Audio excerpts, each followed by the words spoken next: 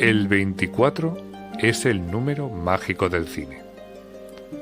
A 24 fotogramas por segundo se crea la ilusión del movimiento en la gran pantalla. Las grandes historias y leyendas, los romances que nos conmueven, las historias de terror que no nos dejan dormir por la noche. Cruza el portal de la imaginación y viaja con nosotros por infinitas galaxias en las que realidad y ficción se funden en un abrazo. Bienvenido a Fase 24.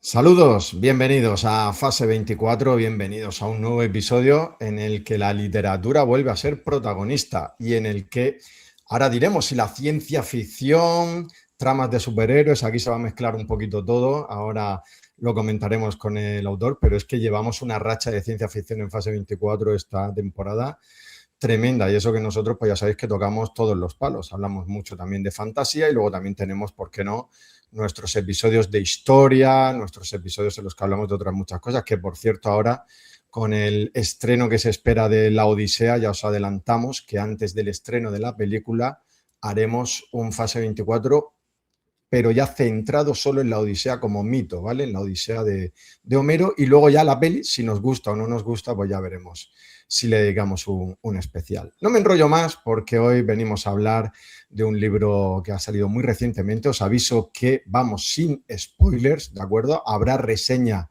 más adelante de este libro. Yo creo que a lo largo del verano haremos una reseña sobre lo que nos ha parecido, pero hoy vamos a hablar con el autor de este nuevo libro que ha salido, pero antes tengo que presentar a mi querido compañero y amigo Javi Marcos. Javi, ¿cómo estás, compañero? Bueno, lo primero, muchas gracias por traerme aquí al podcast y la verdad es que me estoy súper contento de estar con dos amigos autores, cada uno, dos amigos podcasters, dos amigos autores. Siempre que nos reunimos a hablar de los libros de Antonio está bastante bien, lo hemos hecho con los últimos. Además, debo decir que llego con los deberes hechos, como me gusta realizar, y me termino el libro unos 25 minutos antes de que empiece esta grabación, así que tengo muchas ganas de hablar de él, con el autor, por supuesto, pero también con la audiencia de Fase 24. Muy bien, perfecto. Ahora nos contará lo que te ha parecido, sin spoilers. Y para hablarnos de su libro, pues hoy contamos con la presencia del director de La órbita de Endor, escritor también, Antonio Runa. Muy buenas, ¿cómo estás? Pues un placer estar aquí también con buenos amigos para hablar, pues eso, de estas cositas, porque bueno, es hablar de mi libro, pero es hablar de muchas cosas, ¿no? Es hablar de, como tú dices, de fantasía, de ciencia ficción, de lo que se tercie, ¿no? Yo cuando me encontré el libro, la primera vez que lo he visto físicamente fue en la Casa del Libro de Gran Vía en Madrid, que estaba allí por temas de trabajo. Yo soy de Murcia, yo vivo en Murcia, trabajo en la UCAM, en la Universidad Católica de Murcia, pero estaba por razones de trabajo en Madrid y tenía tiempo para pasear y estuve por la Gran Vía y estaba el libro en la sección de ciencia ficción. ¿Está bien catalogado ahí, Antonio, en la sección de ciencia ficción? Yo creo que a falta de otra cosa, yo creo que sí, porque además la historia tiene bastantes elementos de ciencia ficción. O sea, digamos que los superhéroes son un poquito la herramienta de trabajo para contar una historia de ciencia ficción. Yo creo que sí. Pero también podríamos meter thriller, ¿no? De hecho, creo que en la cubierta se ha puesto thriller de ciencia ficción. Yo creo que es una manera bastante precisa, ¿no?, de concretar por dónde va. Lo que pasa es que, claro, al meter superhéroes, ya los superhéroes parece que son un género en sí mismo, pero literariamente pues no tiene mucho recorrido, ¿no? O sea, hay pocas novelas de superhéroes, aunque las hay. Y ya lo digo, a pesar de que Supra-Dalit tiene todos los tropos del género de superhéroes, yo creo que no es una historia de superhéroes. Creo que llegado a cierto punto, cuando llegas a cierta parte del libro, te das cuenta de que esto va de otra cosa en realidad. Exactamente, Supra-Dalit, que creo que no había dicho el título del libro todavía, hasta este momento que ya lo has dicho tú. Y bueno, pues es el libro del que vamos a hablar hoy, Supra-Dalit, que es, bueno, si empezamos a contar, tú tienes el ensayo de A propósito de Batman, tienes dos libros, La chica gris y La materia de las sombras, y luego tienes El foso de los olvidados. O sea que estamos ante tu quinto libro en estos momentos. O sea, que ya es una trayectoria como escritor. No sé si me dejo alguno. Dime si me dejo alguno. Que no bueno, 5 libros publicados, sí, es correcto. Es correcto. Y ahora es con un giro diferente. Ahora comentaremos. Pero, a ver, aprovecho que Javi Marcos se lo acaba de terminar y quiero esas primeras sensaciones en caliente. Javi, a ver, cuéntame. Ya digo, lo tengo, no lo puedo tener más fresco, la verdad. La verdad es que el libro me ha gustado un montón y me ha sorprendido. El propio Antonio, al final del libro, cuando hace una reflexión al final, dice, cuando le contaba a la gente que tras el Fosos Olvidados y ese libro de ciencia ficción, más bien de superhéroes, no había mucho entusiasmo. Yo mismo decía, pues vale, guay, Antonio escribe bien, molará, pero yo soy un chico de fantasía, entonces, y creo que a muchos de los oyentes de Orbita Endor les gusta mucho también la fantasía. Entonces yo iba a este libro diciendo, bueno, pues no sé muy bien qué me voy a encontrar. También de primeras, los superhéroes no me los asocio a una novela, yo asocio los superhéroes a un cómic o a una película, entonces leer sobre superhéroes, sabiendo además que una de las partes de los superhéroes, sus superpoderes, sus capacidades de hacer cosas imposibles, y eso resalta más visualmente cuando les vemos volar o les vemos en un cómic pues hacer movimientos imposibles, tal, nunca se va a transmitir lo mismo que leyéndolo. Entonces, yo iba a este libro con no una distancia, pero diciendo, bueno, vamos a ver qué me voy a encontrar. Y lo que me he encontrado es una historia súper atractiva y sobre todo que engancha muchísimo. Estuve en la presentación que hizo Antonio el viernes pasado con los amigos de Akira Comics y creo que fue Antonio Monfort el que dijo que este era un libro para gente inteligente. Y es cierto que un lector que, o sea, no sé, si alguien estuviera leyendo el móvil mientras hace otra cosa, no se va a enterar de nada. Es un libro que requiere cierto que el lector se implique en la obra porque hay algunas cosas que no son evidentes, que no te lo dan todo mascadito. Pero asumiendo ese reto, que Antonio sabe que tiene una audiencia que estamos alfabetizados y esas cosas, entra muchísimo, los personajes son muy carismáticos y no vamos a decir nada, pero hay una serie de giros, la mitad de la novela, 2/3 al final, que son de hats off, de quitarse el sombrero porque me han gustado muchísimo, la verdad. Bueno, ahí está Antonio. No sé si tienes algo que decirle a Javi. No, es su opinión. Yo en las opiniones de la gente no tengo nada que decir, pero bueno, me alegro que le haya gustado, ¿no? Efectivamente. Mira, tengo por aquí la portada, vamos a enseñarla, porque la portada es muy llamativa. Yo no sé en el proceso de la portada, si en este caso como autor, tú has dado algunas indicaciones, cómo ha funcionado el tema de la portada. A ver, cuéntame. Bueno, vamos a ver. Dimos bastantes vueltas, ¿no? Y es verdad que los que hacen este tipo de imágenes, además, bueno, digamos que la comunicación con ellos era completamente indirecta. Yo hablaba con mi editora y mi editora pues daba las instrucciones que yo le pudiera dar a ella, a este grupo de personas. Me dieron un montón de opciones, casi todo era como muy, muy clásico. Entonces, bueno, digamos que al principio me empezaron a dar varias ideas y casi ninguna me gustaba, ¿no? Entonces, a base de ir dándole vueltas, por fin conseguimos una posición, ¿no? Porque había algunas posturas que eran como muy de Superman y tal. Y esta me hacía un poco de todas las poses posibles, ¿no? Del personaje principal o del personaje que salía en portada, esta era la única que me gustó, pero joder, los uniformes al principio eran como muy gomosos, luego pasó a tener una especie de armadura tipo Robocop y después de darle muchas vueltas, cuando ya vi este diseño dije, no le demos más vueltas, ya corría prisa, ya teníamos que empezar a vender el libro, ¿no? En la pre-campaña y dije, hombre, este traje está bien, vamos a hacerle algunas modificaciones porque el color púrpura es muy importante en la novela, entonces, bueno, de ahí todos estos colores y demás. Pero bueno, le dije que cambiaran algunas cosas de colores porque había mucho negro que no estaba porque todo este uniforme pues era todo púrpura, era todo lila, ¿no? Y bueno, después de estas modificaciones mías, que la cara quedara un poquito más en la sombra, si tú ves, se distingue la cara, se ve el tipo de máscara que es, pero queda como muy en la sombra y me gustaba bastante eso, ¿no? Y bueno, después de dar 1001 vueltas, pues ha quedado esto. ¿Es la mejor portada del mundo? Pues obviamente, no sé, es que yo no sé qué hubiera preferido, pero está claro que es una portada llamativa y creo que de todas las opciones posibles esta era la mejor. A mí me gusta bastante, ¿eh? Y te tengo que decir una cosa, te soy sincero, ya te lo dije en el episodio anterior, en el del Foso de los Olvidados, que ese libro me lo iba a comprar en Kindle, ¿vale? De hecho, me lo he leído en Kindle.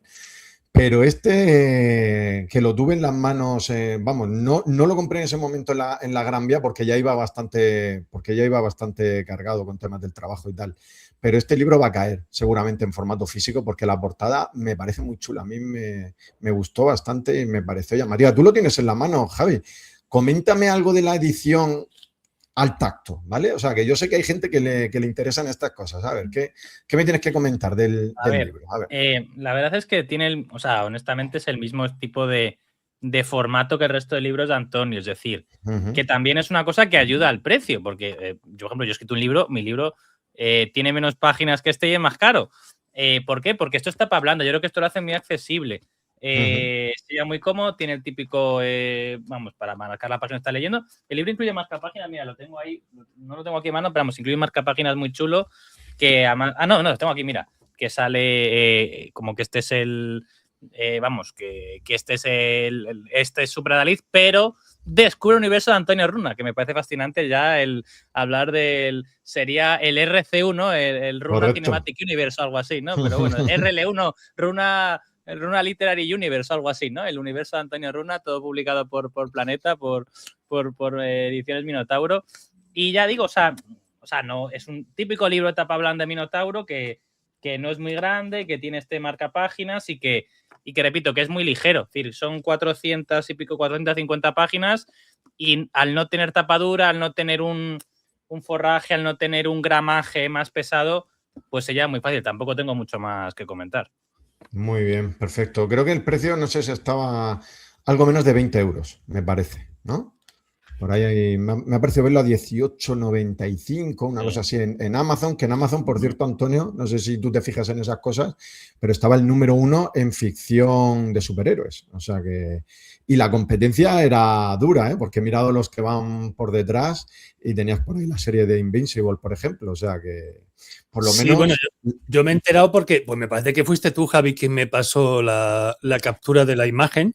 ¿No fuiste tú? Yo no fui, yo no fui, o sea que no sé quién ha sido, pero yo no fui en este caso. Pues ha sido un compañero del programa, me lo pasó la imagen y dije, pues mira, pues la voy a meter yo también en las redes sociales, ¿no? Porque era simpático. También es verdad que el libro en esos momentos acababa de salir, llevaba una semana, entonces, bueno, digamos que cuando todas las preventas, ¿no? Se acumulan, digamos que ya cuentan como una venta del día 1, ¿no?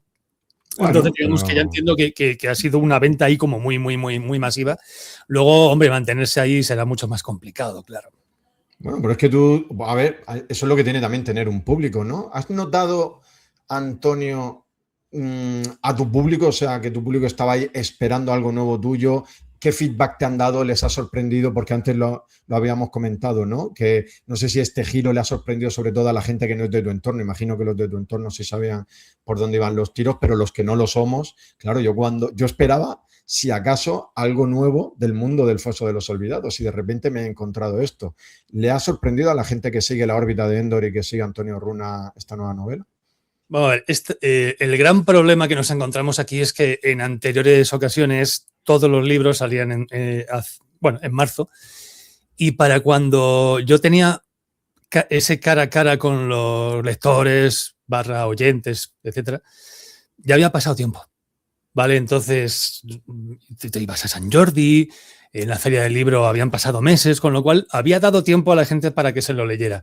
Yo ya estaba firmando en la Feria del Libro cuando el libro no tenía ni una semana, o sea, habían pasado 4 días y ya estaba allí. Todo el mundo iba allí a comprarlo, porque no habían tenido oportunidad de hacerse con él. Muy pocos vinieron con él bajo el brazo, se puede decir, y nadie lo había leído hasta ahora, solamente lo habían empezado a leer. Entonces, feedback bueno, he tenido muy poco hasta ahora, porque los que sí que se lo han leído entero han tenido la oportunidad porque yo se lo he pasado bajo cuerda, porque iban a hacer la presentación y demás. Entonces tengo muy pocas opiniones de gente que se lo haya leído del principio a fin. Están en ello. Ahora mismo casi todo el mundo está en ello. Entonces, en esta ocasión, pero claro, es ahora cuando hay que vender el libro, tengo que decir que es la primera vez que me encuentro con este enigma, ¿no? O sea, no. Vuelvo a insistir, en otras firmas, en otras presentaciones, sobre todo, a la hora de presentar el libro, siempre había un poquito más de margen, ¿no? Y no sé, la gente ya venía con una idea más o menos hecha, ¿no? Pero ahora está todo el mundo ahí un poquito a medias con el libro y no te puedo decir mucho más. Las cosas como son. Ya me he encontrado con algún compañero pues que no le ha gustado tanto como otros, pero ya me ha dicho también un compañero que es mi mejor novela hasta el momento. Entonces hay un poquito de todo, Claro. Es que tiene un componente, aquí a lo mejor me lo desarrollas tú, Javi, en el tema de la narración, porque yo lo estuve ojeando en el sitio donde lo había visto, ¿no? Bueno, ya lo he dicho, no pasa nada por repetirlo, en la Casa del Libro. Tiene un formato de narrativa un poco diferente, Javi. No sé si tú me quieres desarrollar eso un poco y ahora que nos cuenta Antonio cómo ha surgido esto, porque no sé si lo he leído o lo he escuchado, que es un formato como epistolar o algo del estilo. A ver, comentando esto. Sí, no, bueno, pero Javi. A ver, mi sensación, a ver, es una novela con diferentes puntos de vista, como muchas otras, es decir, no hay un único punto de vista, sino hay varios de ellos. ¿Qué es lo que tiene de epistolar, como dice Antonio? Que además me parece muy original y yo honestamente no había visto esto. Cada capítulo está introducido con una conversación telefónica o, en más de los casos, una entrevista en un podcast, que me parece una idea fantástica. Sí. La mayor parte, este es el primer capítulo, ¿vale? Es decir, no spoilea nada, pero esto es una entrevista, o sea, no se ve muy bien aquí, pero bueno, pero el capítulo empieza con una transcripción de una entrevista que está haciendo a De Curión, a nuestro protagonista, al supradadit protagonista, para un podcast que está dirigida por un creador de contenido y está editado por otra persona. Luego, encima, lo de que esto sea grabado para un podcast, luego incluso tendrá su importancia en la trama, pero bueno, harina de otro costal. Pero es muy original porque tú comienzas el capítulo en que te están ya planteando o lo que acaba de suceder o te dan una pista de por dónde van a ir los tiros. Normalmente no te spoilea lo que deba pasar, sino que como que hace un poco de balance de justo lo que ha pasado justo antes o cómo se encontraba el héroe o el personaje que se ha entrevistado en ese momento. De ahí yo creo que la idea de que sea epistolar. Lo que pasa es que luego, después de esa parte de transcripción del podcast, sí que tenemos un capítulo normal en que se narra la acción, normalmente desde el punto de vista de ese personaje, que además tenemos, para mi sorpresa, un número muy importante de puntos de vista. Además, cuando ya diría menos de un cuarto de la novela, poco menos, aparece un nuevo punto de vista que digamos que está en un reino, en un mundo, en una situación muy diferente al resto de personajes, que es el que ya, o sea, tú estás leyendo una historia de superhéroes, no voy a spoilear nada, y cuando ves que hay otro punto de vista que no tiene nada que ver, incluso la propia descripción claro, el capítulo empieza describiendo quién es este personaje, ¿no? Y como con esta como transcripción del diálogo interno del personaje. Y dices, oye, ¿por qué este personaje tiene punto de vista? Esto no tiene nada que ver con... Este personaje no ha sido ni mencionado. ¿Por qué este personaje aparece aquí? ¿Qué rol tiene? Y cuando lees esa historia y es una historia en paralelo a la otra, es cuando ya dices, vale, estoy dentrísimo de esta movida porque me está encantando. Bueno, no quiero spoilear más, pero eso, ya digo, me ha parecido muy original lo de el formato de podcast, que hay otras partes que no es un podcast, sino es como una transcripción entre otros. Y repito, sin spoilear nada, lo de que haya una grabación de un podcast luego tendrá su relativa importancia en la trama. Perfecto. Antonio. Vamos a ver, no nos liemos, ¿vale? Lo digo porque la gente se suele liar muy fácilmente. Bueno, no todo el mundo, ¿no? Pero hay personas que tienen mucha facilidad. Entonces, para aclarar las cosas, es una novela normal y corriente y tiene una narración normal y corriente. Pero al principio de los capítulos, primero para saber cuál va a ser el punto de vista que vamos a leer en ese momento, quién va a ser el personaje que tiene la voz cantante, el que va a narrar la historia de forma completamente normal, o sea, es una novela, una narrativa típica.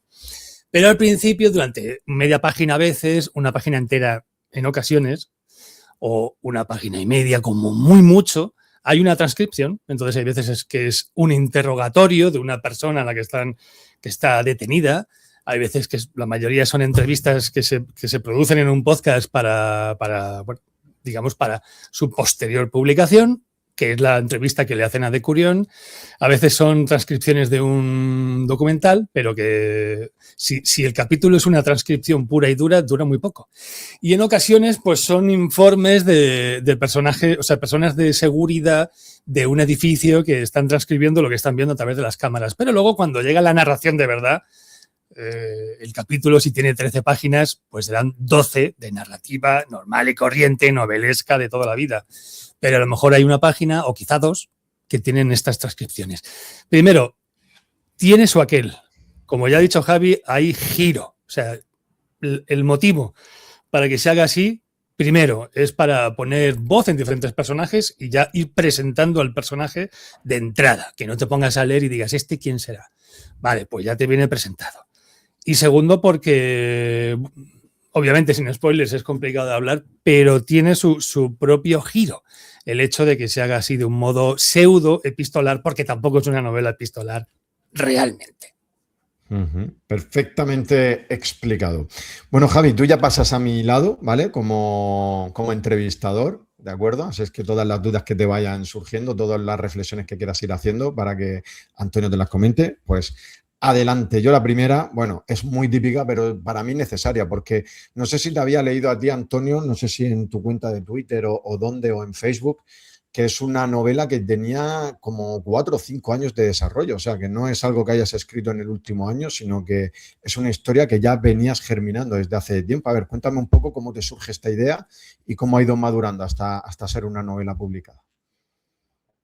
Pues han sido 5 años. O sea, yo esto empiezo a escribirlo antes de que se publique La chica gris. Y de hecho le pasé las primeras 50 páginas a mi editora antes de que se publicara La chica gris. Lo que pasa que, bueno, este era un trabajo como para luego, ¿no? Para más adelante. También es verdad que la moda de los superhéroes ha pasado un poquito. Obviamente sacar esto en 2017, 2018, pues no es lo mismo que sacarlo ahora. Pero es verdad que era una cosa que yo quería rematar ya, porque era una novela inacabada, que me dolía ver el archivo ahí en el ordenador y no darle conclusión, ¿no?, a esa historia. Porque yo creía que creo que merecía ser publicada y merecía ser leída. Entonces, bueno, en un momento dado, después del foso, me puse las pilas, en plan, ahora que estoy dando tumbos, que no, porque yo siempre he dicho que no me quería encasillar como autor de un género concreto. Digo, tengo 2 novelas de terror, el cambio tenía que producirse ya, vino El foso de los olvidados, fantasía, es un buen momento para dar otro salto y luego ya veremos. Lo mismo hay que regresar a un género que ya ha tocado, pero quería terminar esto. Entonces recuperé lo que tenía escrito. Es verdad que hice alguna variación que otra, pero porque el tema este de lo epistolar no estaba al principio. Y bueno, a partir de ahí, pues rematé la novela en tiempo récord. O sea, esto se escribió muy, muy rápidamente. Y bueno, pues llegado cierto momento dijimos, vamos a sacar esto. Las cosas como son. Yo tengo que darle las gracias a Minotauro porque, bueno, quizá el mercado no esté para este tipo de historias, pero joder, o sea, yo confiaba tanto en esta historia que, bueno, al final acabé enredándoles un poco. Es verdad que cuando lo lees te das cuenta de que es otra historia, de que tiene elementos que a todos los que no les gustan los superhéroes les podría gustar, porque vuelvo a insistir que ellos solamente son un medio, no el fin. Y bueno, al final pues dijeron, venga, vamos a publicar esto. Y me alegro mucho de que ya esté, pero lo suyo es que hubiera estado, después de La chica gris, esta tendría que haber sido la novela que viniera después, pero no era el mejor momento en ese instante, claro. No hay mucho más para decir. Javi, pregunta. Yo aquí lo que quiero decir es que me parece muy bien que Antonio haya publicado una novela de algo que no, por decir así, que no esté tan de moda, ¿vale? Porque, o sea, no sé cómo explicar esto bien. Yo, por ejemplo, yo he escrito mi libro sobre la saga Juego de Tronos y si mi libro se hubiera publicado en 2019, pues hubiera vendido mucho más, hubiera sido mucho más popular y demás. Pero yo lo he publicado cuando creía que estaba listo y cuando tenía información para publicar esta novela. Antonio en 2017 igual se le había ocurrido el personaje de Supradalid, pero no era un escritor como es ahora. Y si Antonio hubiera escrito el libro en el año 2020, se hubiera escrito mucho peor de lo que lo ha terminado de escribir en enero de 2026, según firma. Porque él, como escritor, ha ido evolucionando. a mí el Foso de los Olvidados me gusta más que las historias de Zarco, porque creo que Antonio ha ido escribiendo mejor a lo largo de los años por pura experiencia. No podría decir que me ha gustado más que el Foso, porque la fantasía es mi reino, pero quizás esté mejor escrito que el Foso. Desde luego está muy bien escrito este libro. Entonces, o sea, creo que además Antonio pues escribe y es autor de mucho éxito, pero Antonio Antonio no necesita que este libro sea un súper mega éxito comercial para pagar la hipoteca. Entonces, es mejor escribir cuando tú crees que estás preparado y cuando crees que el libro va a salir y va a estar bien, que decir, bueno, voy a esperar a sacar este libro entre 3 años, que el universo Marvel estará en la fase 7, tendremos ya los nuevos X-Men y tal ya muy conocidos, y entonces el momento editorial para lanzar el momento justo. No, yo creo que lo adecuado es sacarlo cuando tú crees que el libro está preparado para salir. Y de verdad, yo lo digo claramente, este libro es un canto a amor a los superhéroes. Es decir, lo que me más noto de este libro es que a Antonio Runa le encantan los superhéroes. O sea, los disfruta muchísimo y le encanta escribir sobre ellos, hablar sobre ellos. Y en los agradecimientos finales cuenta cómo él se ha forjado leyendo cómics. Entonces, hay mucho del corazón de Antonio en esta novela, y lo que hubiera sido un error es adelantarlo o lanzarlo más tarde en pos de un rédito comercial. Creo que es cuando le ha salido y cuando también por tema Minotauro ha podido sacarlo en este momento y en otro, pero al ser una novela tan de Antonio y de lo que le gusta a Antonio, es que es cuando tenía que estar. Hombre, la verdad, sobre esto que estás diciendo, pues claro, si se hubiera hecho 2 años antes, probablemente, bueno, hubiera tenido menos maña, pues hombre, tampoco lo sé, creo que mi estilo es bastante marcado y creo que ya estaba un poco definido con La chica gris. Que puede que haya estado mejor escrito ahora, seguramente. Ahí, en la fase final, en el último tercio, hay muchas secuencias muy complicadas, son muy visuales, son muy épicas, pasan un montón de cosas, hay muchísima acción, entonces escribir todo eso requiere pues que ya tengas, digamos, una cierta solvencia. Es verdad que con las novelas de Zarco había secuencias de terror, pero no de acción, se puede decir que de acción no había. Hasta el Foso de los Olvidados, donde empecé a darle, bueno, caña a todo ese tema, no metí mucho de eso. Entonces, claro, escribí esa parte, que quizás es la parte más difícil de Supradalit, entrenado, ¿vale? O sea, ya llegué en forma, ¿no? Para ese tipo de secuencias que llevan muchísimo tiempo. Una conversación puedes ir casi en tiempo real escribiendo, ¿no? Pero todas esas secuencias que hay a partir de cierto punto del libro, esa escala, ¿no?, a la que acontece, es que son unos eventos demasiado burros, ¿no? Al final necesita que tú llegues, pues eso, como cuando los forzudos estos están a punto de entrar en una secuencia de una película o de una serie y se ponen a hacer pesas para estar bien marcados, pues lo necesitas así. O sea, creo que este libro probablemente lo mejor que haya pasado es que ha llegado justo en este momento. Y no es mal momento, porque creo que hace solo 2 años la cosa estaba peor. El tema de los superhéroes yo creo que estaba peor que ahora. Así que, bueno, ha tenido que llegar cuando ha llegado. Como ya sabéis, muchos libros pues a veces salen, no tienen mucho tirón y luego acaban vendiendo muy bien, ¿no? Entonces, pues bueno, vamos a ver cómo funciona este libro. También puedo decir que es el libro más dentro de que la gente va a decir, pero los superhéroes no pueden ser originales. Yo creo que esta es la novela más original que he escrito hasta ahora.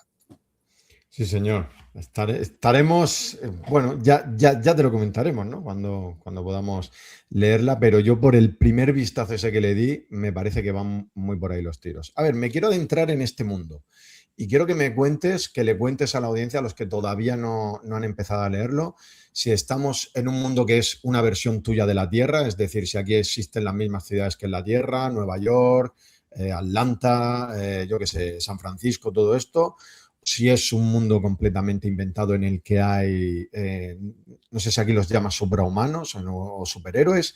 A ver, coméntame el escenario en el que se desarrolla esta novela. Bueno, básicamente podríamos decir que es nuestro mundo, es nuestra historia, hasta que aparecen los suprahumanos y ahí cambia. Entonces, digamos que hasta la segunda o la tercera década del siglo XX, No hay suprahumanos y la historia es... históricamente este mundo de la novela es el mismo que el nuestro. Pero a partir de ahí cambia todo. Y vienen las variaciones, las modificaciones, hay diferentes ciudades, bueno, no todas las ciudades son diferentes, pero la mayoría sí. Y hay digámoslo así, otra forma de dividirse el mundo, ¿no? O sea, Europa, como es el continente, bueno, Europa, aquí se llama Eurotania, ¿vale? Como es el sitio donde más suprahumanos han proliferado y como se pueden usar como armas de destrucción masiva con patas, pues digamos que se ha convertido en el nuevo sheriff de la ciudad. Lo deja bien claro, ¿no? O sea, algunas otras naciones han visto cómo Eurotania les ha adelantado, ¿no? Por la izquierda, ¿no? A toda velocidad. Y se han posicionado en una situación de poder insólita, ¿no? Hasta ese momento. Hasta el punto de que, bueno, dentro de esta federación, porque al final de cuentas es eso, se han unido países que están muy lejos. O sea, date cuenta que en Eurotania está la Rusia occidental, pero también la oriental. Y por esa especie de puente llega hasta Corea del Sur y Japón, que están dentro de la Federación Eurotana. Entonces, bueno, digamos que es una distribución del mundo diferente. Y los propios suprahumanos han cambiado un poco la historia, hasta el punto de que dentro de que casi todo es lo mismo, no es exactamente igual. El propio conocimiento del mundo también es un aliciente de la novela, ¿no? El hecho de decir, vale, este no es nuestro mundo, ¿qué hay de diferente, no? Ya supone un descubrimiento que yo creo que está bien, porque sin ser un lore así tan trabajado como el del Foso de los Olvidados, que llevó mucho más tiempo, esto también es un descubrimiento que es interesante, ¿no? Y el hecho de que, bueno, la propia realidad en sí tiene trampa, pues también, digamos que es una de estas cosillas que debería descubrir el lector a medida que vaya leyendo la novela. Veo a Javi sonriendo y asintiendo conforme vas hablando. No sé si se está mordiendo la lengua. No, es que no quiero decir nada porque lo que dice Antonio puede entrar dentro de la materia spoilers, pero vamos, digamos que en este mundo no ha habido una Segunda Guerra Mundial, por ejemplo.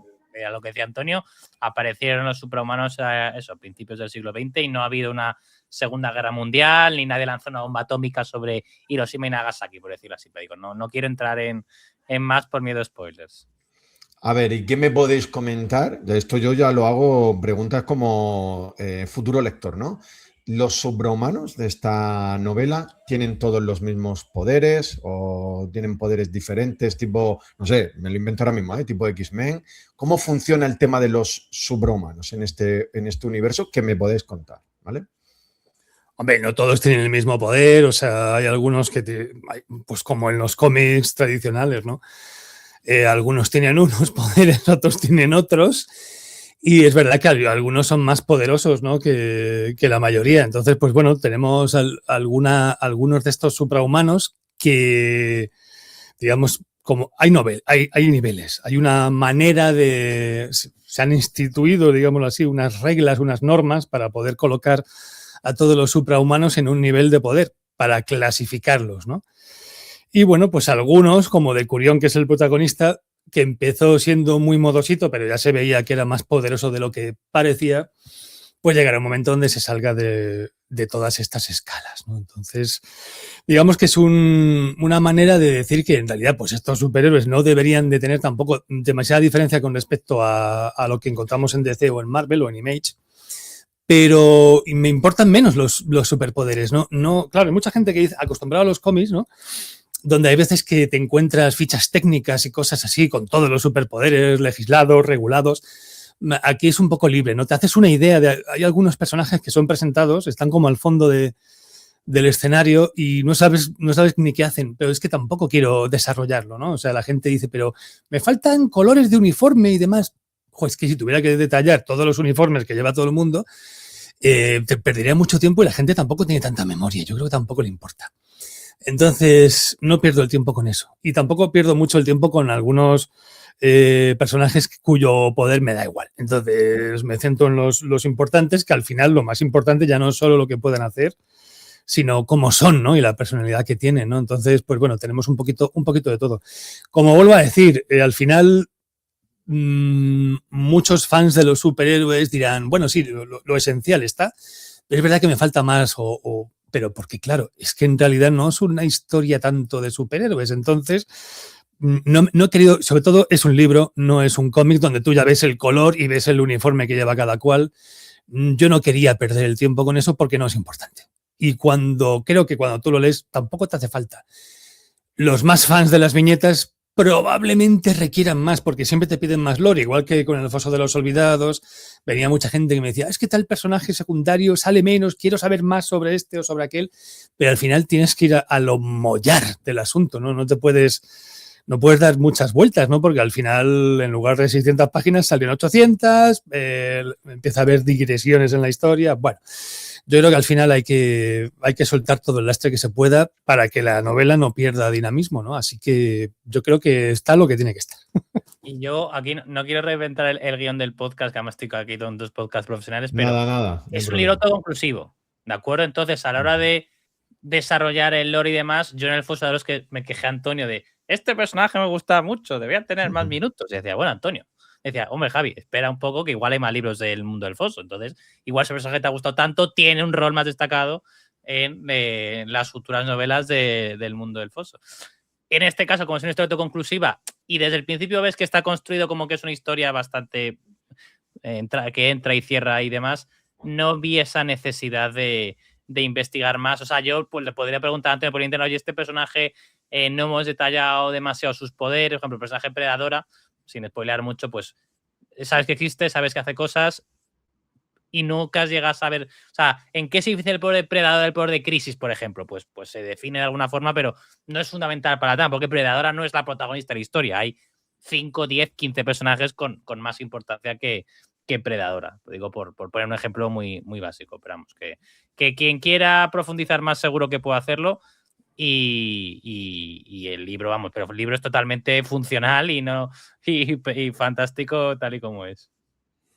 Perfecto, me queda claro. A ver, para ubicarnos también, el tema de evidentemente no vamos a entrar a analizar las tramas, pero un poquito por la sensación que a mí me ha quedado de lo que he leído de descripciones y demás. Creo que aquí hay mucho tema de geopolítica, creo que hay mucho tema de, no sé, de control mediático, de controlar el relato.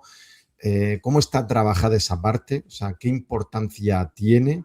¿Y qué es lo que me podéis contar de esta parte? ¿Y en qué te has inspirado? Porque a mí eso me interesa también, porque como ha dicho antes Javi, yo también tengo mi novela publicada, ¿no? Y yo la mía es de ciencia ficción pura, ¿no? Cuando escribo pensando en el siglo XXIV, perdón, muchas de las cosas de las que estoy comentando son cosas que están pasando ahora, o sea, tema de inteligencia artificial, tema de los recursos de la naturaleza, digamos, asuntos que nos tocan ahora. ¿Cuántos de los asuntos que nos tocan ahora, de tema de guerras, de tema de recursos y de todos estos temas de equilibrios de poder, están también en la novela de Antonio Runa? A ver. Vamos a ver. No, lo que no quiero tampoco es despistar. Inevitablemente, cuando tenemos que hablar de un personaje como este Curión, que lleva toda la vida adaptándose al sistema que él ha visto, porque él apareció como un superhéroe, un supradalid, novato, y como que le dijeron, bueno, las cosas están así. Entonces, empieza el libro en el punto en el que él está casi a punto de dar un paso hacia un cambio drástico. Entonces, eso, un superhéroe que de verdad quiere cambiar las cosas, por fuerza se va a tener que meter en política. Pero no quiero engañar a nadie, tampoco es un libro donde haya más política de la necesaria. En esta ocasión me ocurre como con El Foso de los Olvidados, ¿no? También ahí no me quiero meter mucho en políticas de esto o aquello, pero tenía que mostrar suficiente política para que luego de ella pues, resolviera las situaciones. Y aquí igual. Si de Curión quiere hacer un cambio drástico, tiene que pensar en eso. Y si quieres cambiar las cosas, pues tienes que cambiar las cosas, quiero decir, como nunca se ha visto en los cómics. Es decir, probablemente de las pocas veces donde yo he visto a Superman hacer algo de verdad para que se cambien las cosas, fue en una película nefasta, la peor, de Christopher Reeve, que era la de Superman 4. Pero ahí con un par llegó el tío y dijo, pues se acabaron las armas atómicas, las engancho todas y las tiro al sol. Fue una iniciativa que yo creo que era interesante. Luego a partir de ahí se descalabra la historia de un modo muy infame, pero era algo que era muy propio de lo que yo siempre he pensado que podía hacer Superman y nunca había hecho, ¿no? En la mayoría de las historias donde él marca un antes y un después y donde cambia las cosas es quizá por accidente, ¿no? En Injustice podemos ver algo parecido, pero es porque él se ve obligado a hacer una cosa que no quiere hacer, bueno, le engañan, ¿vale? Y hace una cosa atroz. Y dice, esto se acabó. Pero se impone como un tirano, se impone como el mayor déspota del mundo. Tampoco era eso lo que yo quería. Yo quería que los superhéroes dijeran, oye, lo que no podemos estar es machacando a este tío cada 3 meses porque le encerramos en el manicomio, me sale y le tengo que volver a zurrar. No es práctico. Y tampoco ir a lo Punisher es la solución. Entonces, ¿qué hacemos para cambiar las cosas de verdad? Claro, no quiero contar cómo ocurre, pero se puede hacer bien. Pero es muy difícil. Pero se debe intentar, por lo menos. Entonces, todo el libro es el esfuerzo de Curión diciendo, ahora que tengo el poder y ahora que ya no tengo por qué seguir las reglas de ningún juego, que ya no soy el novato, que ahora yo soy el veterano, ¿vale? Vamos a hacer los cambios. Y claro, pues ahí está toda la dificultad de intentar, pues eso, llegar al poder sin que sea exactamente un golpe de Estado, llegar al poder y contentar a la gente, en fin, es complicado. Responder a la pregunta sin hacer spoilers es excesivo y ya estoy contando bastante más de la trama de lo que me gustaría. Pero no es un libro de política, ni la gente se va a encontrar demasiada política, pero está la política necesaria para que entendamos lo que la historia nos quiere contar. Obviamente, como estamos hablando de suprahumanos, que estamos hablando de gente que tiene lo que le dé la gana, no van a verse motivados por la corrupción, ni por ganar más dinero, ni por subir los impuestos, porque quiero cambiar mi Mercedes-Benz por un Lamborghini, ¿vale? Entendedme, es otra historia. Entonces, al ver otro tipo de motivaciones y al querer cambiar las cosas desde ahí arriba, pues vamos a ver algunas cosas que obviamente yo creo que no se han visto en ninguna historia. Quizá lo más próximo que yo haya leído era en los cómics de The Authority, ese grupo de superhéroes hicieron algo parecido, pero el desenlace fue absolutamente lamentable y luego creo que no se supo llevar bien la acción. Entonces, pues bueno, digamos que esta es una manera de hacer eso, de hacer el mundo un lugar mejor, de intentar hacer el mundo un lugar mejor. Lo que no puede ser es que los superhéroes no valgan para nada, como ocurre en Marvel y en DC. Los superhéroes no valen para nada. Los crímenes que hay en los universos de DC y de Marvel son los mismos que tenemos nosotros. Es lo que siempre dije en la presentación, lo dije, coño, que todavía hay atracos a bancos en Metrópolis. O sea, es que Superman no se impone ni para acojonar a los delincuentes. Batman, con todo el miedo que da, se sigue enfrentando a matones, asesinos, criminales. Quiero decir, es que ¿de qué sirve? ¿De qué sirve que haya tanto superhéroe? Fíjate en Nueva York, que hay un superhéroe por 60 metros cuadrados, casi se puede decir. Y sin embargo sigue habiendo movidas, sigue habiendo gángsters, mafiosos, gente que tira del bolso a la señora. Pero, joder, los superhéroes, ¿para qué están? Si siguen teniendo el mismo mundo que tenemos nosotros sin ellos. Pues yo quería un mundo donde todo cambiara. Y el simple hecho de la existencia de los suprahumanos ha cambiado la historia reciente y de Curión se propone un cambio dramático. Entonces, esa es la historia, ¿no? Que cuenta el libro. Sí, yo puedo dejar claro, de verdad, esto no es un libro ni de geopolítica ni de política. O sea, este es un libro de superhéroes, que la trama gira en torno a los superhéroes, cómo diferentes entes interactúan ante los superhéroes y sus planes, cómo pues la realidad o el mundo es más de lo que podríamos ver a simple vista, o hay más facciones, por decirlo así, implicadas en esta trama superheroica, para que nos entendamos sin spoilear nada. Pero quien espera ver aquí un paralelismo con la crisis del Estrecho de Hormuz va a estar claramente decepcionado, vamos. Perfecto. En el tema personajes y el tema facciones, como tú bien has dicho, Javi, me gustaría saber si en este libro están más o menos definidos, es que no sé si hablar de buenos y malos, que está ahora muy de moda el tema de los grises. No sé si aquí también, digo, hace poco, porque además me marcó y lo he comentado en algún episodio anterior, escuché una entrevista a Javier Cercas, que es un autor al que yo admiro mucho, en el que decía que él no estaba de acuerdo con que los autores le dijéramos a los lectores quién es el bueno, quién es el malo, y que el verdadero arte estaba en que al lector le pudieras hacer que el mayor cabrón de la historia o un supervillano le cayera bien o incluso pudiera por lo menos entender sus motivaciones, que es algo de lo que dice que, por ejemplo, está mucho en Shakespeare, ¿no? Entonces me gustaría saber, Antonio, si en tu novela esto funciona así o si no. O sea, tampoco te quiero condicionar ahora, ¿no? Con la introducción que he hecho. Si aquí sí hay buenos y hay malos o si no está del todo claro el tema. Bueno, yo es que creo que el problema aquí está en que es difícil ser bueno. ¿Vale? Es difícil ser bueno. Yo creo que de Curión es un tío que tiene muy buen fondo, pero se ha visto obligado. Y de hecho, lo primero que vamos a ver hacer al personaje principal no está bien. Y de hecho, puede condicionar mucho la visión que tengas del. Por lo menos al principio, en el primer tercio.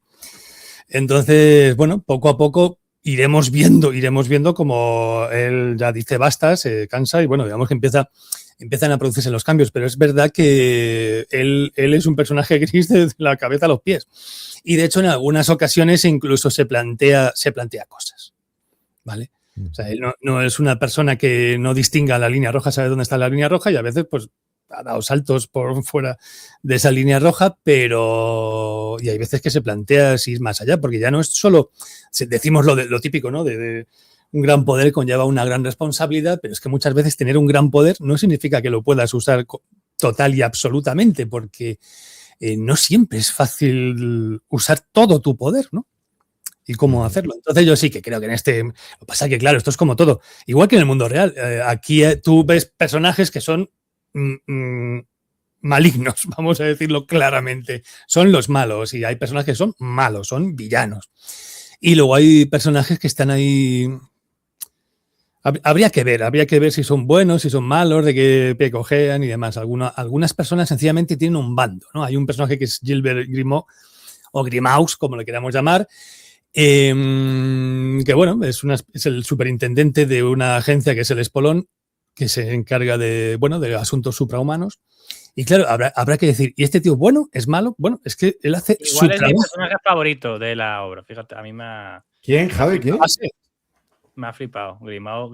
Yo pronuncio Grimaud porque me suena muy francés, Grimaud.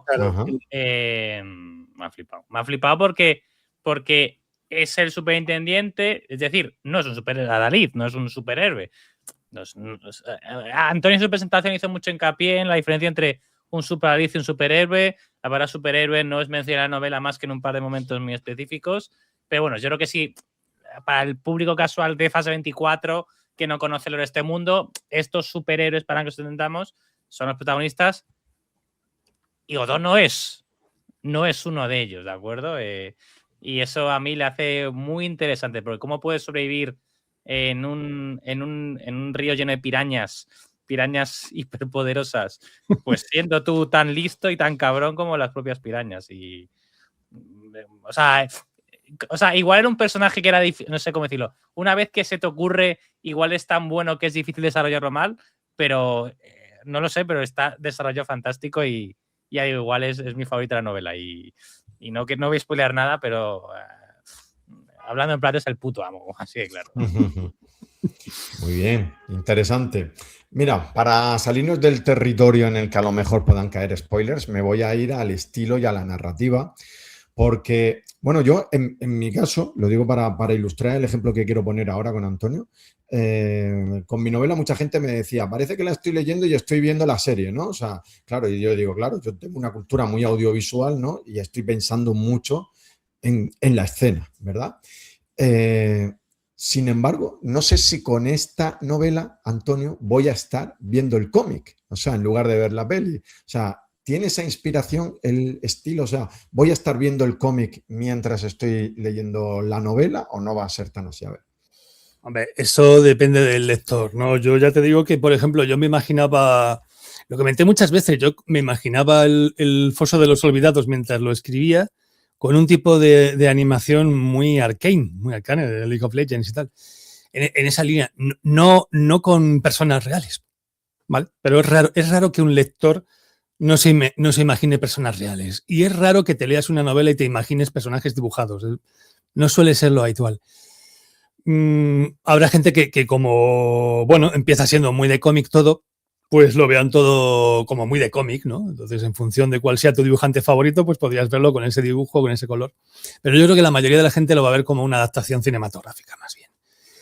Eso ya depende del lector. Yo ya te digo que mi intención es explicar cosas, plasmar en negro sobre blanco, cosas que son muy difíciles de contar.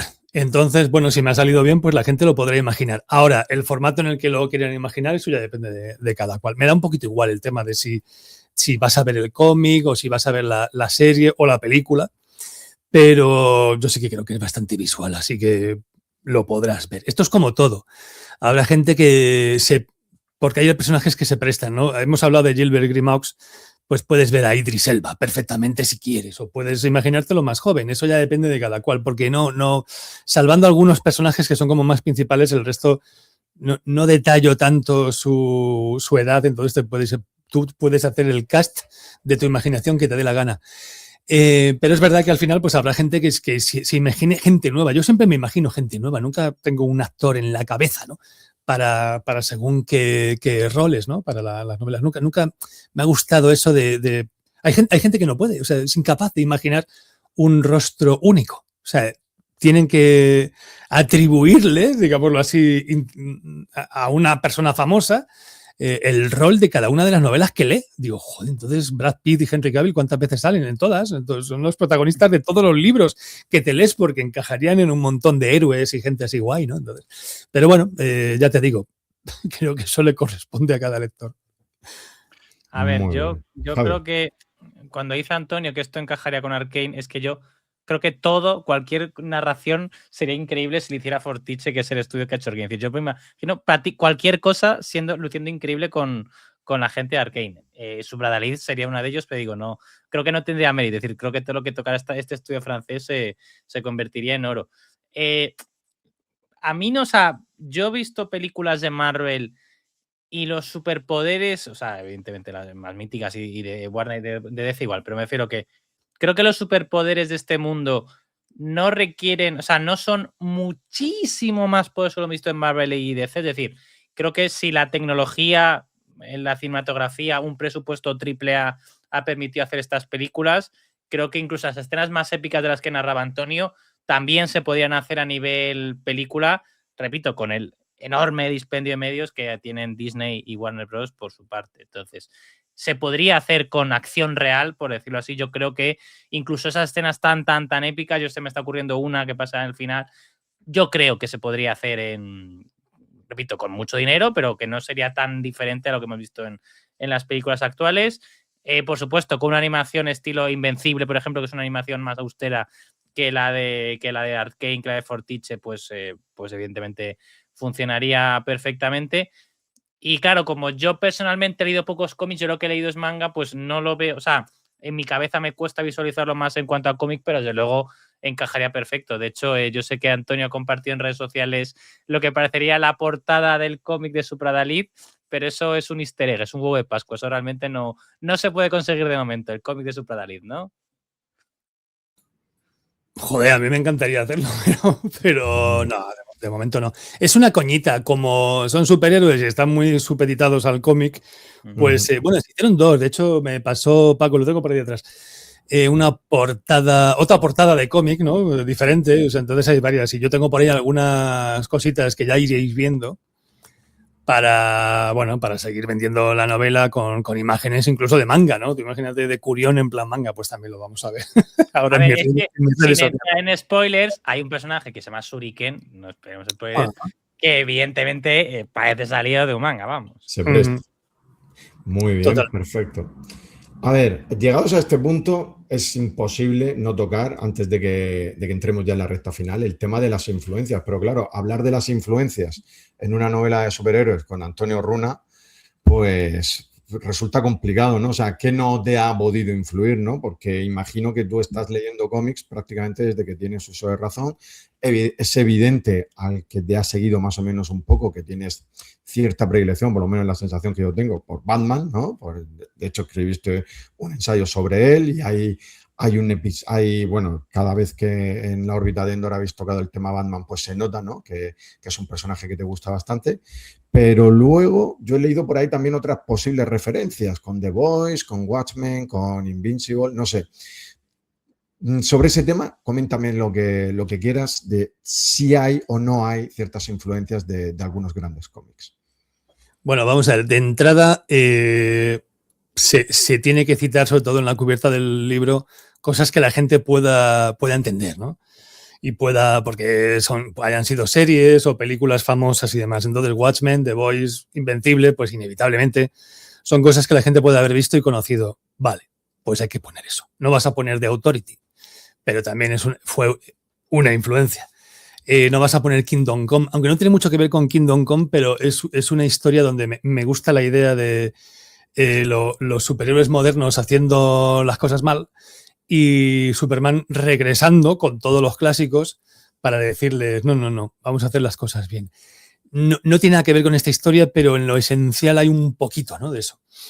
Kingdom Come podría ser un cómic que a mí, claro, tú pon Kingdom Come en la cubierta pues mucha gente no va a saber a qué te estás refiriendo, pero es una influencia obvia. Hombre, Watchmen, lo hablábamos el otro día Montfort y yo, es que ahora la gente habla de The Voice, mucha gente va a decir, este libro empieza siendo muy The Voice, pero claro, es porque esa serie se ha hecho popular, pero todo empieza con Watchmen en realidad. El mundo del superhéroe no se revolucionó nunca igual como con Watchmen. Y luego, después de Watchmen, viene todo lo demás. Y todo lo que...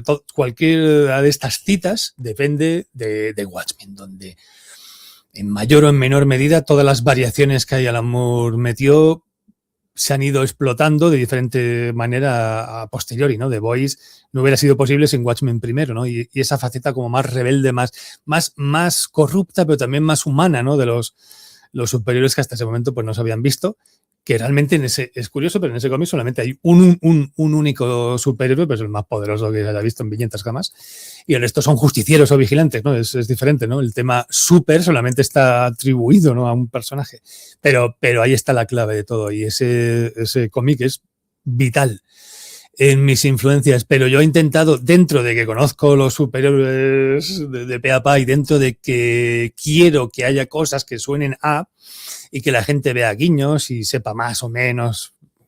¿Pero qué quiero decir? Pero es que eso se ve en todas partes. La gente dirá, no, es que este es Nick Furia, ya, pero bueno, en Invencible también hay un Nick Furia también, ¿no? Pero es que ese es un rol que ya está como muy metido dentro de todos estos universos, entonces tiene que haber alguien que desempeñe ese rol. No tiene por qué ser un tío con un parche, puede ser una señora mayor, pero tiene que haber, o sea, hay veces que esos roles son necesarios, ¿no?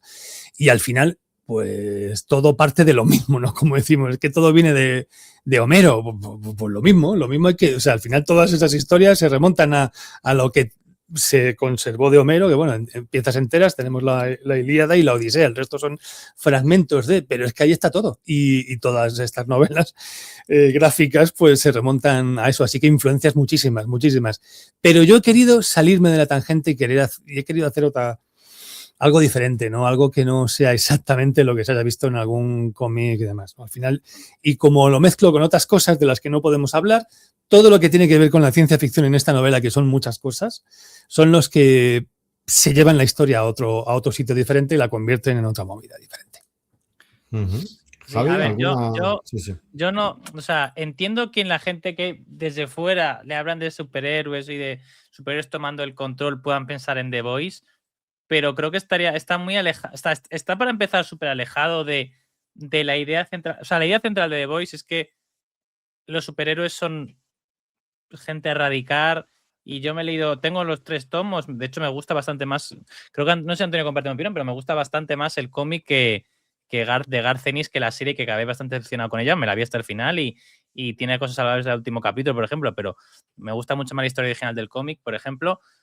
Supradalid no la veo, que no tiene el corazón de The Voice es que los superhéroes deben ser erradicados, y el corazón de Supradalid es que los superhéroes son humanos, en el fondo, y como tal tienen virtudes y defectos, pero que en el fondo deberíamos celebrar la existencia, o son motores de un cambio para un mundo mejor. Y digo, yo veo un mensaje, mi opinión personal, tras haber leído la novela, de una visión, o sea, salgo más enamorado de los superhéroes de lo que estaba antes, ¿de acuerdo? Y creo que mucha gente que lea... Yo creo que desde luego Antonio está enamorado del concepto de superhéroe y de lo que transmite de igual un idealismo, ¿no? Quien no conozca a Antonio igual piensa que es un tipo frío o gruñón, todo lo contrario.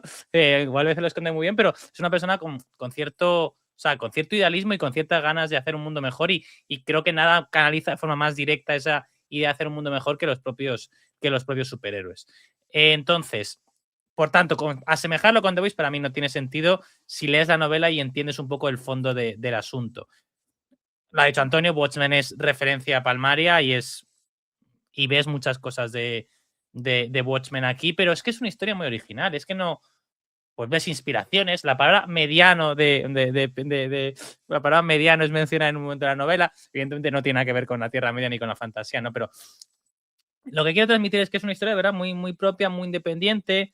Creo que el componente de ciencia ficción, que al principio no se ve, pero que en un punto, a mí al menos fue lo que ya me hizo tirarme en plancha hacia la novela, le da un toque que la mayoría de novelas de cómics, de historia de superhéroes no tienen, ¿no? Puede haber una ciencia ficción en cómo lo que hace el traje de Iron Man es ciencia ficción, porque nuestra ciencia no permite actual el traje de Iron Man. Pero aquí hablamos de una ciencia ficción en plan historia de Asimov, historia de Cixin Liu, no sé si esos niveles, pero historia de ciencia ficción pura y dura de verdad. Entonces, combinar eso en una historia superheroica y que además quede tan orgánico, ya digo, es una cosa muy original y que sería muy injusto etiquetarlo, meterlo en el mismo saco que The Voice o Invencible, por decir otro ejemplo. Perfecto. Mira, a mí me queda ya solo una pregunta, ¿vale? Y ya luego, si Javi tiene alguna pregunta más, perfecto, ya entramos en el capítulo de conclusiones, pero es sobre una cosa que ha dicho antes Javi, que es, no sé si es Vox Populi o si se puede decir así tal cual, yo creo que sí, que es una novela autoconclusiva, que es algo que me parece importante que sepa un lector antes de hacer una compra, ¿no? Porque hay gente que dice, oye, pues esto va a ser una trilogía, me espero que salgan los 3, ¿no?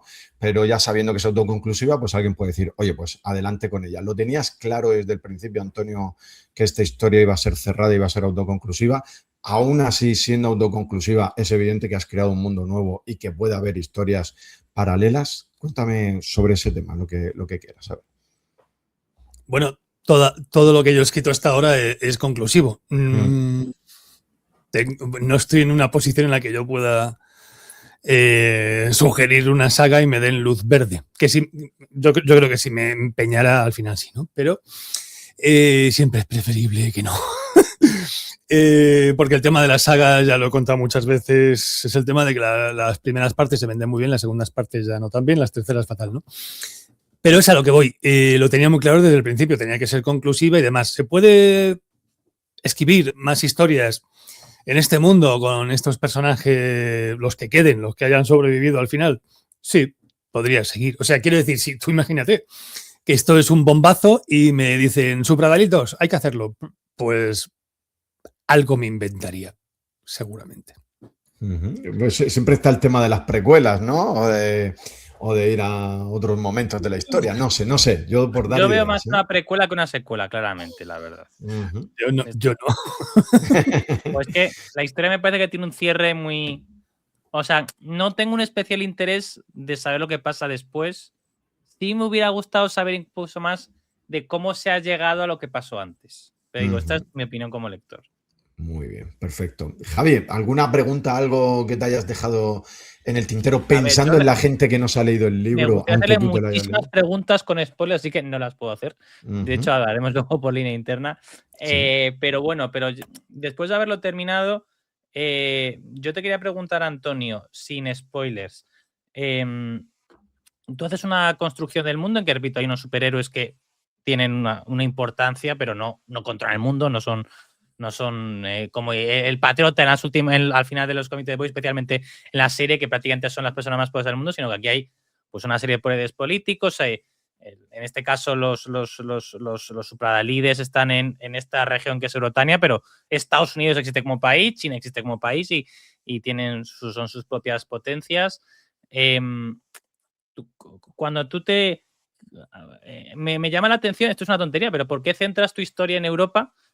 y no la centras en Estados Unidos, que es el mundo de los superhéroes, igual porque tú eres europeo, tan sencillo como eso, pero en fase 24 tenemos oyentes que no son europeos. Entonces, bueno, ¿por qué convertir a Europa de nuevo en el centro del mundo cuando además la inmensa, o sea, cuando yo pienso en un superhéroe, yo no asocio un superhéroe a Europa, asocio a o sea, Gotham está en Estados Unidos, Metrópolis está en Estados Unidos, lo que es destruido en la Casperia ante los Vengadores es Nueva York. Entonces, y además, que sea Europa no es relevante para la trama porque yo no veo que la ciudad Odeon, que es la ciudad, por decirlo así, más importante, no veo que sea ni Madrid, ni Berlín, ni Londres, es decir, no la asemejo o no veo unos grandes lazos que me conecten esas ciudades con las grandes ciudades europeas o con Roma.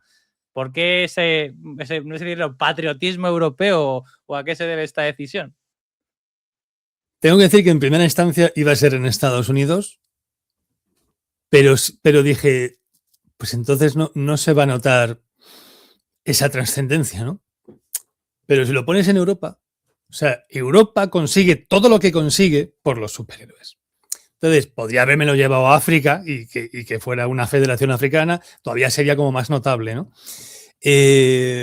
Lo hice, hombre, a lo mejor también el hecho de que yo sea europeo, pues también eso puede ayudar un poco. Me lo he traído, he barrido para casa, puede ser, es posible, pero podrían haber sido superhéroes chinos y entonces sería la gran potencia. Bueno, tenemos dentro de los superdalides hay un miembro que es coreano, por ejemplo, de origen coreano, vamos. Claro, pero es que Corea del Sur está dentro de parte de Bretaña, sí. Claro, es que, pero es que así es como se nota más que la existencia de los superhéroes lo afecta a todo. Afecta a que ya no se libre la Segunda Guerra Mundial, afecta a muchos aspectos históricos, claro, y afecta a que realmente esta comunidad europea que tenemos a día de hoy, que son un montón de países pequeñitos que obviamente pues cada uno habla en su idioma, nunca, aunque hagan unos Estados Unidos de Europa, pero intentando asemejarse a los americanos, nunca vamos a llegar a ese nivel por muchos aspectos. Pero aquí, en este mundo, los superhéroes han conseguio que en toda Europa se hable un único idioma, por ejemplo, que es una cosa que sería impensable ahora mismo en la realidad. Lo han cambiado todo tanto que yo creo que es palmario, ¿no? El hecho de que Europa está donde está, o Eurotania, como lo queremos llamar, está donde está por los superhéroes. Han salido más ahí, por las razones que sean, porque Estados Unidos también tiene los suyos, China tiene los suyos, pero hay más, digámoslo así, hay más superhéroes pero claro, luego cuando lees la novela sabes por qué.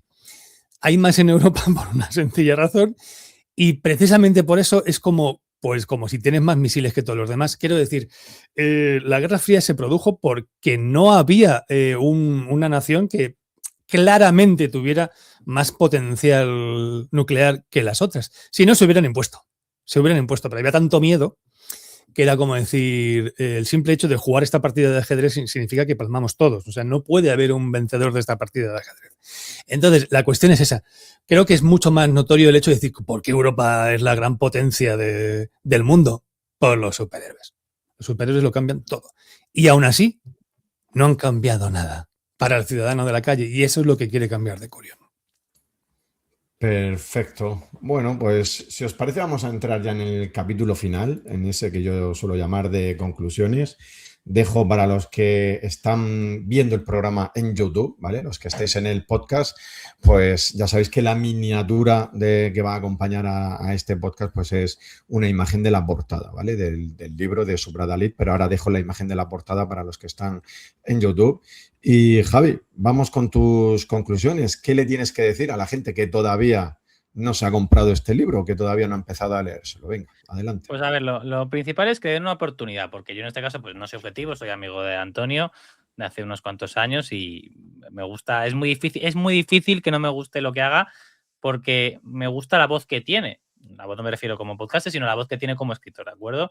Y me gustan los personajes que crea, me gustan los diálogos, me gustan historias que desarrolla, me gustan los diálogos que escribe, me gustan los mundos que construye. A partir de ahí, repito que no soy un prescriptor objetivo. Pero diría a la gente que diera una oportunidad porque yo mismo, dijo Antonio, mi próxima novela es de superhéroes y dije, a mí me encantó El Foso, tío. Dame El Foso, dame continuación de ese mundo. Lo que pasa es que había escuchado que esta novela estaba muy bien escrita y que era muy buena y aun con eso me sumergí en ello y me sorprendió mucho. De verdad, quiero transmitir que esto no son las historias de Superman salvando Metrópolis, ni son los Vengadores derrotando a Loki en Nueva York. Es una historia en la cual la idea de los superhéroes sirve como una reflexión sobre, bueno, cómo puede cambiar la sociedad si los superhéroes tuvieran una serie de, no sé cómo decirlo, inteligencia política o una serie de percepción de cómo es realmente la sociedad que estamos construyendo. Y a partir de ahí, de esa premisa, entramos en una historia que es, de verdad, es muy original, tiene muchos giros. No voy a decir que nada es lo que parece, pero que hay muchísimas capas muy por encima de lo que estamos viendo todo el rato. Que hay ciencia ficción muy potente. Si os gusta la ciencia ficción, este es un libro para mí. Es un libro casi más de ciencia ficción que de superhéroes. De luego, la ciencia ficción es súper importante y súper relevante. Y es que, o sea, la historia propia de superhéroes perdería muchísimo sin el componente adicional de ciencia ficción, que para mí es realmente brillante. Y que tiene giros muy buenos. Los que han leído libros de Antonio, especialmente El Foso, saben que en los libros de Antonio hay muertes que no esperas, hay giros dramáticos que pueden ser desgarradores o que pueden ser sorprendentes y que como lector no te ves venir. Yo hay cosas que me esperaba, hay cosas que más o menos la trama te va dando pistas de ello y como lector te sientes muy reconfortado cuando tus sospechas se ven cumplidas, pero hay un par de giros que yo no vi bien en absoluto y que están realmente muy bien escritos y que luego te dices, ahora entiendo por qué. Igual un lector mucho más analista y mucho más atento se hubiera dado cuenta, pero no fue mi caso. Entonces, de verdad, para la gente que le tenga un poco miedo al género superior o al mundo de ciencia ficción, creo que está muy bien escrita y sobre todo, por encima de todo, es una novela súper entretenida. Yo me la he ventilado prácticamente en 2-3 tardes. Yo me compré el libro el viernes y me la he terminado hoy y varios días no he podido leer. Es cierto que yo leo un poco rápido, ¿vale? Pero que hay un momento en que el libro entra en velocidad de crucero, no voy a decir en Match 3, porque pues eso es mucho, pero entra en una velocidad muy rápida que de verdad que no puedes soltarlo porque hay una serie, hay como dos tramas que están desconexas. Cuando se juntan, no puedes parar de ver las páginas, así que ya digo, reiterando que no sea objetivo, me ha gustado mucho Superdalice y de verdad creo que los clientes de fase 24, por el tipo de público que es, porque le gusta mucho la ciencia ficción, le gusta mucho, ha habido muchos fase 24 de historias de superhéroes, creo que realmente puede haber poco público más fan de este contenido que el que escucha este podcast, del cual llevo orgulloso la camiseta hoy. Sí, señor, te queda bien la camiseta de fase 24. A Antonio le tendremos que hacer llegar una, porque ya es la segunda vez que está aquí en fase 24 y ya va tocando que viaje otra camiseta de fase 24 para Madrid. Muchas gracias, Javi. Seguramente en verano habrá que darte un toque, porque con lo de la Casa del Dragón, no sé si te podré engañar a ti y a Iborguen para marcarnos un especial. Ya veremos. Muchas gracias, Javi. Y don Antonio Runa, pues la audiencia de fase 24 es tuya. Coméntales ya lo que quieras como cierre de tu novela. Adelante. Pues eso, yo creo que esta novela tiene un filtro muy bueno y es que cuando tú te pongas a hablar con alguien sobre Superdalice, sabes de sobra quién se la ha leído, quién no, quién ha empezado a leerla pero la ha dejado. Y sobre todo quién tiene unos prejuicios masivos y quién no, porque yo creo que es una novela que dice Javi, nada, o sea, no vamos a decir que nada es lo que parezca, pero yo creo que sí, al principio nada es exactamente como parece. Y claro, si tus prejuicios te vencen y se te atravesan los superhéroes y no quieres entrar por ahí, pues entonces está claro que te vas a perder todo eso, ¿no? Lo cual es llamativo. Pero bueno, yo diría lo mismo que él, ¿no? Que hay que darle una oportunidad. Y los que quieran, es que todo el mundo me lo dice. Oye, la segunda parte del Foso, yo no creo que fuera capaz de hacer una segunda parte, pero sí la siguiente historia que ocurriera en Agüeron. No es a mí a quien se lo tenéis que pedir. Correcto. Pero hay que pedírselo. Hay que pedírselo a los que se lo tenéis que pedir, pedídselo.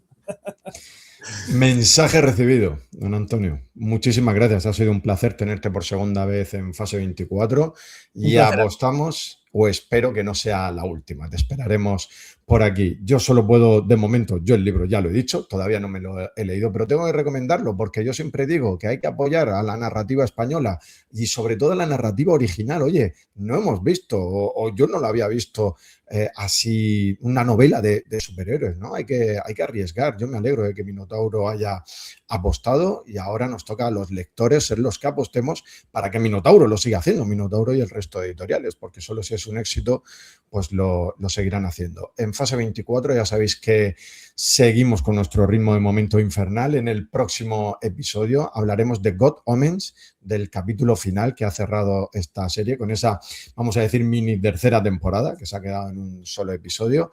Y en adelante nos tocará entrar en Moria porque seguimos con nuestro club de lectura del Señor de los Anillos y el siguiente capítulo ya nos lleva a las puertas de Moria. De momento, pues eso, muchas gracias por haber estado aquí, Javi, Antonio, muchas gracias a toda la audiencia.